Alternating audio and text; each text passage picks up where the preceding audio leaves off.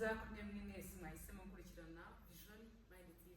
Ndibasuzane twayishawe n'akamikazi w'Abanyarwanda, nizere ko bimeze neza, ibiganiro byacu bikunda bibakora ku mutima kandi mukumva ubwanyu munezerewe. Turahari ku bwanyu kugira ngo tubashimishe. Uyu munsi rero wakwibaza ngo nje kukubwira iki mw'isi y'imyidagaduro, nihe hahiye hagezwe iki. Uyu munsi nk'uko mubizi turi tariki 4 z'ukwezi kwa 4 umwaka wo ni 2026.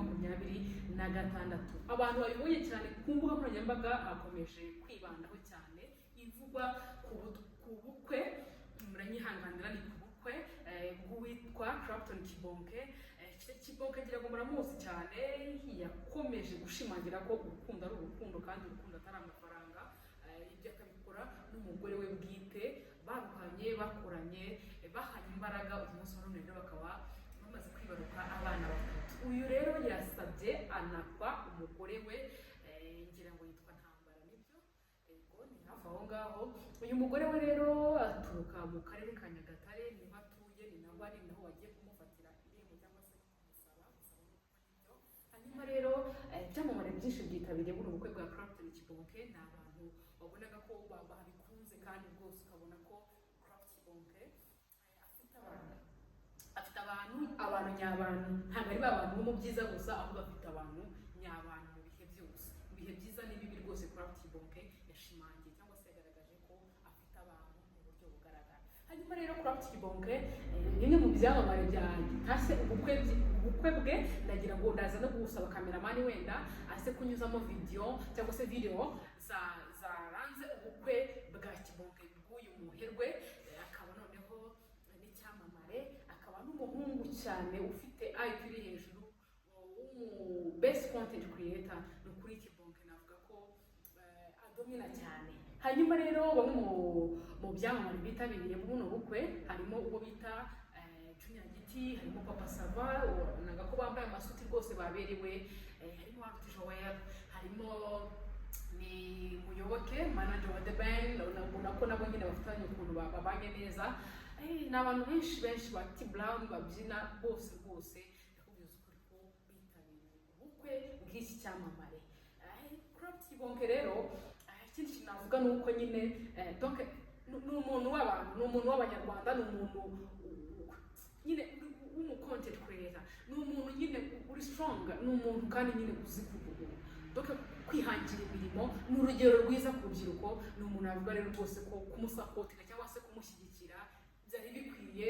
Narashimira cyane abantu bagiye kumushyigikira, bagiye gusaba bakanakwa umugore we. Wabonaga ko ibintu byiza, abana babo babambariye byari byiza byatanye ko amafoto kubigaragaza cyangwa se na video twabateguriye. Bakuzi ba Vision Mind TV rero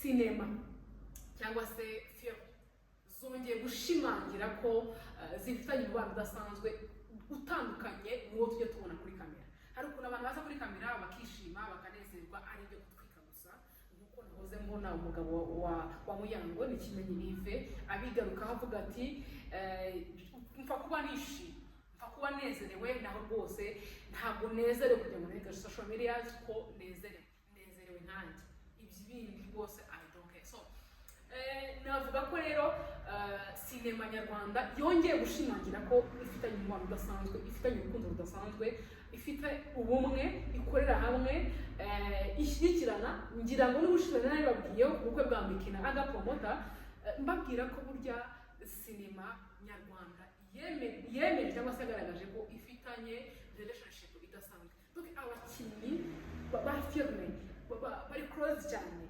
barashyigikirana. Donc ubona ko nyine ari team. Ubu usanga filime zitandukanye, hari abanyarwenya nka Bakiramani, hari abanyarwenya nka Bansabi, hari abakina filime nyarwanda nka Papa Sava zisanzwe kuri Zacu TV, hari bakora iki. Ariko nyine ubona ko iyo hageze igikorwa cy'umukino wa filime, mu acteur cyangwa se mu actress, ubona ko ari ibintu bashyize hamwe, ubona ko harimo partnership. Uzarebe iyo hari nk'umukinnyi wa filime ugiye kuronshinga album cyangwa se album n'abahanzi, ahubwo iyo hari nk'umukinnyi wa filime ugiye kwerekana filime nshyashya, ubona ko ari ibintu byiza. Ubona ko nyine abakinnyi ba filime bose baba bari kumwe, barajyana, bagahana attention, bagasapotingana. icyo mfite n'icyo ndafite ntabwo ashobora kugenda ngo abure, ntabwo ashobora kugenda ngo abure doke mu bikorwa by'undi muntu uko byagenda kose icyaba cyose amakinga ashobora ko yahageze. Ni ikintu cyiza rero, ni ikintu njyewe kinyekoraje cyane, doke ni ikintu mba numva nyine cya danger, ni ikintu mbona ko burya teamwork aba ari ikintu cyataye. Abantu mwese rero nabashishikariza kwigira kuri sinema nyarwanda, kwigira ku bakinnyi ba sinema nyarwanda, urukundo bafitanye, umubano bafitanye, gukorera hamwe bafitanye, bikatubera nk'isomo, bikatubera nk'inyigisho, bikatubera nk'ikintu cyiza kiri strong, bikatubera nk'ikintu cya danger, bikatubera nk'ikintu iyo dushobora kuvuga tuti reka tukigireho kugira ngo ibintu bizarusheho kuryoha, kugira ngo ibintu bizagende neza. So muri rusange rero turashimira cyane twimazeyo abakinnyi ba filime uburyo mudahwema kwerekana ko mushyigikiranye. Niba hari umuntu ufite filime nshaka agiye kurushinga, ugasanga abantu bose bagiyeyo bamusapotinze, barahari kubwe, protokole ni abakinnyi ba filime, abishyuza ni abakinnyi ba filime, abakata amatike ni abakinnyi ba filime, nyine ubona ari ibintu bibiri donc biri ku murongo umwe. So byose cyane rero nanashishikariza abahanzi, urabona ko iyo umuhanzi wenda agiye kumurika kuronshinga album, ntabwo hajyayo abantu bose nkuko bigomba. Usanga nyine wenda niba ari umuraperi biragoye kumva umuhanzi uririmba R&B cyangwa se indi njyana ajya mu gitaramo cy'umuraperi. Niba hari umuntu wenda ndaza kubigera ku bahanzi b'abanyarwanda baririmba bose bafite igitaramo uyu munsi, bafite igitaramo ejo ku itariki 5 n'ubundi ku cyumweru cyangwa se kuri Pasika, ariko mbivuga. So biragoye ko abona abahanzi bo muri hip hop bagiye gusapotinga umuhanzi wa gospel. Gusa muri filime biratandukanye. Filime iyo ari yo yose amakinga ashobora ko yagiyeyo, amakinga ashobora ko yaje, amakinga ashobora ko yakoze icyo agomba kuhakora. So that's good. Ni ibintu bya danger, ni ibintu byiza, ni ibintu navuga ko biryoshye kandi biryoheye n'ababyumva. So mwese nibyo mbifuriza, ntekereza ko ari ikintu cya danger, guhana imbaraga, guhana amaboko, gukorera hamwe, ni ibintu bimeze neza byataye. So rero bahanzi, niba ejo Ben na Chance bafitanye igitaramo kizabera muri BK Arena, kirimo n'abandi bahanzi bagezweho cyane babiri, babana b'abakobwa nabo ubona ko muri gospel ejo bundi banahawe igihembo cy'abahanzi beza bakizamuka muri kategori ya gospel. Urumva ko rero ni ibintu bimeze neza cyane. So ntekereza ko rero buriya Ben na Chance ejo mutunguye mukahagera, baze mukaba muri icyo gitaramo, bawushari mukaba muri icyo gitaramo, bade Ben mukahagera, ba Melody 001 rwose timu yanyu ikaba ihari, mukavuga muti tuje gushyigikira, tuje gushyira itafari ryacu kuri gospel, ku ndirimbo zo kuramya no guhimbaza umukiza, cyane no ko ejo ari umunsi wa Pasika, umunsi Yesu Kristo yavukiyeho. Ntekereza ko rero byaba ari byiza, haba harimo bond nini, kandi bond mwa muri kubaka, ntekereza ko yazagira ikintu ivuze ejo hazaza. So ugerageze rero rwose nkuko sinema nyarwanda ibyerekana cyangwa se inabishimangira ko ari team ikorera hamwe, namwe ariko mugenza ndabizi neza bizagenda neza, ndabizi neza uko byagenda kose abashyize hamwe Imana irabasanga. Kandi ntekereza ko iteka ryose twigishwa gukorera muri koperative, gukorera muri team, gukorera ahantu hose hari kuriyo n'abantu, kubera ko igitekerezo cyanjye sicyo cyawe, icyawe sicyo cyanjye. So ibyo bintu rero bituma nyine bond y'umuziki nyarwanda ubwayo nayo iba nini cyane. Ntabwo dukeneye support izaturuka i Burundi, ntabwo dukeneye support izaturuka hehe, dukeneye twebwe ubwacu tubanza dukunde ibintu byacu, imiziki yacu tuyikunde, niba ari indirimbo y'Imana tuyikunde, niba ari hip hop tuyikunde, hanyuma nitumara kumva ko twikunze twebwe ubwacu, abandi bazaza badukunda. Ariko sinekeza ko ari umuntu uzaturuka ku ruhande ngo azadukunde ubwacu tutikunze. So rero rwose ndabasabye ejo duhurire mu gitaramo cya Ben na Chance, nzi neza ko ari ibintu bizagenda neza, nzi neza ko rwose hamwe namwe, hamwe na team ngari, nzi neza ko rwose bizagenda neza. Hanyuma rero ntabwo ntundi abahanzi gusa, ahubwo n'abakinnyi ba filime nk'uko musanzwe mwitanga rwose, muzaze turamya Imana, turamye Imana twishimye tunezerewe hamwe n'abagenzi bacu babiherewe umugisha cyangwa se babikora neza mu buryo bw'indirimbo, bambonye rwose tuhababone, twishime tunezererwe. Hanyuma rero twishimira ko Yesu Kristo wacu umwami n'umukiza wadupfiriye ku musaraba yongeye kuzuka. ngaho kuko rero twihuse cyane ikindi kintu navuga kiri kuvugwa muri industry n'ubundi ni icyakomeje kugarukwaho cy'umwana wa Christian Linda. Byombi nanone byakomeje gusakuza umugore wa Christian akavuga ko nyine uriya mwana babyaranye icyo Christian akora ari ukugira ngo aze amufatire ifoto we n'umugore we Linda, nta kandi kamaro afitiye umwana. So abantu rero batunguwe cyane. Christian umubona ubona ari umusore ukiri muto, ntabwo ushobora kumubona ngo tumenya ko afite umwana, ariko abantu benshi byakomeje kubatungura. Ariko ntekereza ko atari igikorwa kibi, ahubwo ni igikorwa kibi twakabaye tuvuga ngo ese koko Christian yanze kwiyandikisha ku mwana we. Iyo ubonye umwana ubona ko basabye atari ni fotokopi rwose, uvuga ko umuntu yinjira mu nda kongera akanasohokamo. Ntekereza ko rero tutagakwiye kuba dutera ibuye uwateye inda, ahubwo twakabaye twubaha duha respect umwana, kubera ko buriya mubyeyi nitumujyaho twavuga tuti dore biriya ni ntekereza ko n'umwana aramutse akuza akabibona ntabwo byamushimisha. Ahubwo icyo turiho ni ese Christian koko ashobora kwifata akavuga ngo umwana sinyiyandikishaho. So better nuko yagana n'umugore we bakiyandikishaho umwana nk'uko yari yarabyemereye ko umugore we abivuga, kuruta kuvuga ngo njyewe nta mwana niyandikaho cyangwa se kumubeshya. Ntabwo umwana ateye isoni, byonyine kwifata ukavuga uti umwana wanjye naze muri shoot twifotozanye, ni ukuri proud, ni ukuba wumva nyine ko umwana uramufite ukabona byemera. So kumwiyandikishaho rero ntekereza ko ari igikorwa cyiza. Ugira Imana agira umwana, wowe ufite n'imfura abandi barababuze. So rwose rero Christian hamwe n'abakozi b'abashakashatsi mu buryo namwe mu byumva, kwiyandikisha umwana ni igikorwa cyiza, ikintu cyiza cyabanje ibindi byose byavugwa. Dore umusore w'inganzwa, dore umugabo w'inganzwa usimbuka umugozi bla bla, akunda hiti, ntabwo byakabaye bikwiye kuko byo kuba yishakira amafaranga gusa. Linda aroga abagabo what ibyo ngibyo ntabwo ntekereza ko aribyo dushobora gutuma twicara kuri kamera ngo dusesengure. Icyo dusesengura ni ese koko niba Christian afite umwana amwiyandikisheho, naho ibyo kuvuga ngo urayifunguye kuri social media, ntekereza ko ari uburenganzira bwawe. Ntabwo ntekereza ko Christian afite imyaka mike cyane ku buryo ashobora kuba adafite uburenganzira bwo kwihitiramo ikintu cyiza. Niyo abona ari byo bimunogeye ari byo byiza,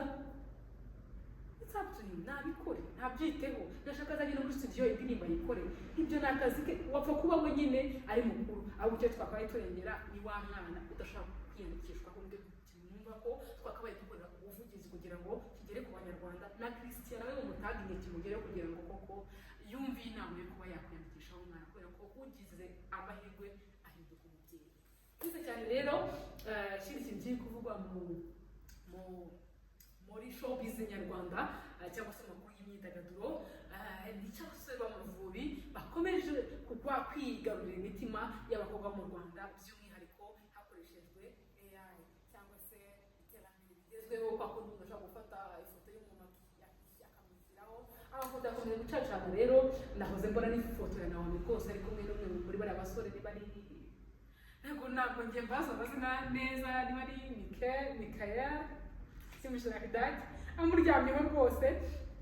Ubona ko rwose bariya basore mu Mavubi bigarurira amarangamutima y'abakobwa b'Abanyarwanda, by'umwihariko wongeye gukurura igitsina gore kugira ngo kize cyicare ku mupira kiwurebe gishyize amanga, cyumva cyishimye kandi cyumva kiri proud y'ibyo kiri kureba. So rero ni ibintu byiza ntabwo ari na bibi, kandi gukundwa si ikosa no gukundana nabyo si ikosa. Ikibi ni ugukunda ugakabya cyangwa se ugakundwa ugakabya. So gukundwa ugakabya bwo ntabwo ntekereza ko byanakabaye binakabye. Binabaye binakabye ubwo waba ufite umuti ugomba gukundwa mu kigero, ugakunda mu kigero, apana rwa rukundo ushobora kugira umusazi gutekereza kure n'ubwonko bwirukanga cyane, bitameze neza. So beta ni uko nyine wakabaye ukora ibintu byiza kandi bijyanye n'igihe turimo nyine. Twiyuze cyane rero.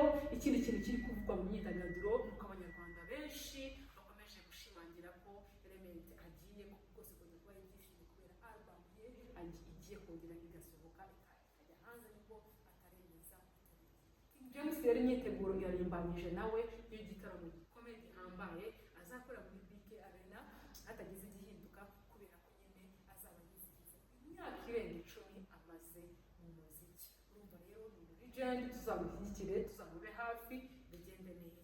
Twiyuze cyane rero hanze y'u Rwanda, ndagira ngo mbabwire ko uwo bita Diamond Platnumz na Joma Jux bamaze gukora indirimbo nziza byatari, indirimbo y'igikorapo n'indirimbo rwose iri hit. Inyuma yaho Diamond aciye agahigo kandi mu minsi ibiri indirimbo ye yujuje miliyoni 4 z'abakunzi cyangwa se z'abantu bakurikira ibihangano by'uyu musore. Navuga ko ukomeje kuba umwami wa East Africa. So Diamond rero wo guturuka muri Tanzania yagize indirimbo nziza ayita ngo ni I'm so happy cyangwa se ndishimye se cyangwa se what n'indirimbo nziza ifite ubutumwa mugani w'iya Gita vuga indirimbo ifite ubutumwa n'indirimbo nyine doka iryoshye iryoheye abayumva n'indirimbo nziza nakwifuriza nawe kuyireba nakwifuriza kumva ejo kubera ko umwami Yesu Kristo ari imbere yavutse nyine twongera kwishima. Hanyuma rero indirimbo ya kabiri kumwe na Joma Jux nayo ni nziza cyane. Nyuma yaho gato ariko nanone mu bitazucu nawe aza gushyira hanze indirimbo. Urabona ko abanyatanzania rwose bameze neza bari kuzamuka neza bongeye kongera kwigarurira imitima ya benshi nyuma y'agahe gato bari bamaze bacecetse. Uyu munsi baje nahabona Harmonize afite indirimbo imaze icyumweru gusa, urumva ko nyine much respect ku batanzania rwose ni ibintu byiza.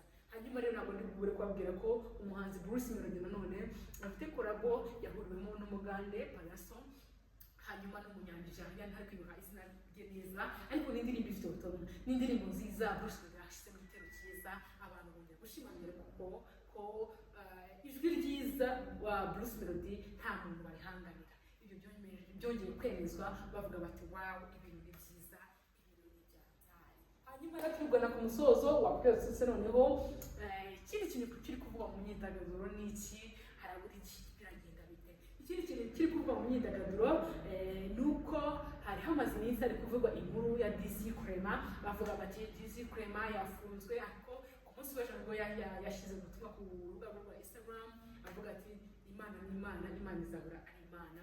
Ndetse nyuma yaho post ikurikiye yaje ashimangira ko DJ Brian ariwe mu DJ mwiza, hari n'abasore arusha ku DJ. Yongera kubigaruka avuga ati rwose nigeze ngera ahantu acurangira umukobwa ararenze, mujye mugiye kunywera ahantu ari mwumva umuziki we namwe muzambwira. DC Clement rero byatangaje ko akurikiranyweho akiri gukorerwaho iperereza ku byo gutanga ruswa, nubwo nyine iperereza nta kindi kintu riratangaza ariko iperereza ryo riri gukorwa. Ubwo bivuge ngo rero DC Clement aramutse asanzweho ibyaha byo kuvuga ngo yatanze ruswa ari uwayitanze ari n'uwayihawe, ntekereza ko bose barahari kubera ko ntabwo byari bikwiye. Ndimo nsoza rero ndagaruka ku nkuru ya Bad Rama. Bad Rama ari mu gahinda kenshi nyuma yo gusohoka mu gitaramo cya Ruti Joel.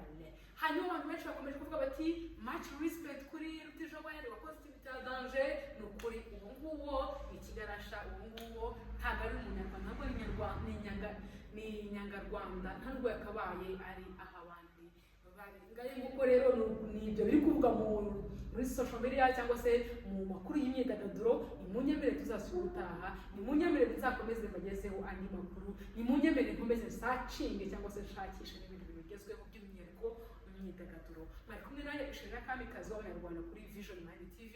Tuzasubira utaha. Ciao ciao, nakoze.